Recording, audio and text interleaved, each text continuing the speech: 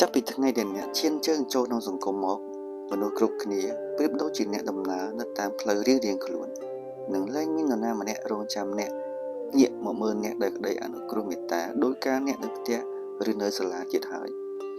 កាលពីមុនអ្នកធ្លាប់មានឪពុកម្ដាយជាជញ្ជាំងការពារឬមានការការពារពីឪពុកម្ដាយមានគ្រូជាត្រីវិស័យឬមានការយោគយល់ពីគ្រូបង្រៀននិងមានមិត្តភ័ក្តិជាទីពឹងឬមានភាពស្និទ្ធស្នាលជាមួយនឹងមិត្តភ័ក្តិតែឥឡូវនេះអ្វីៗទាំងនេះសុទ្ធតែនឹងអាចបាត់បង់ម្ដងបន្តិចម្ដងអ្វីដែលចូលមកជំនួសវិញនោះគឺព្យុះភ្លៀងនៃសម្ពាធការងារការទាមទារឬតម្រូវការពីតុកែនិងភាពប្រងើយកន្តើយផ្សេងៗចូលកុំតក់ស្លុតនឹងការពិតមួយនេះភាពលំបាកទាំងនេះហើយជាឱកាសល្អបំផុតក្នុងការសាកល្បងសមត្ថភាពពិតប្រាកដរបស់អ្នកផ្លូវជីវិតនឹងលែងរាបស្មើដូចមុនទៀតហើយពេលដួល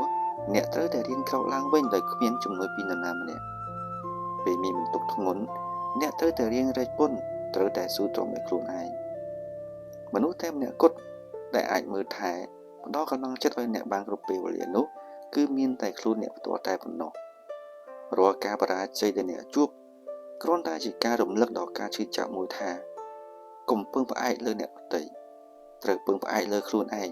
ព្រោះនេះជាគ្រឹះដ៏រឹងមាំពិតប្រាកដដែលធ្វើឲ្យអ្នកដើរទៅមុខបានដោយស្ថិរភាពហើយមានតែភាពរីកចម្រើនឥតឈប់ឈរទេទើបអាចធ្វើឲ្យអ្នកទៅដល់គោលដៅដ៏វែងឆ្ងាយដែលអ្នកបងប្រាថ្នាចូលកុំខ្លាចឧបសគ្គព្រោះវាជាមេរៀនដ៏មានតម្លៃបំផុតត្រូវចាំថានៅពេលអ្នករឹងមាំអ្នកអាចធ្វើដំណើរក្នុងសង្គមបានដ៏ល្អប្រសើរត្រូវចេះដឹងគុណនិងតបគុណអ្នកដែលមានគុណដល់អ្នកបើគ្មានគាត់ទេឬគោលរបស់អ្នកក៏គ្មានដែរហើយក៏គ្មានថ្ងៃនេះដែរត្រូវចាំថាធ្វើជាមនុស្សត្រូវចេះផ្ដល់ឲ្យច្រើនជាជាងគ្រាន់តែទាមទារ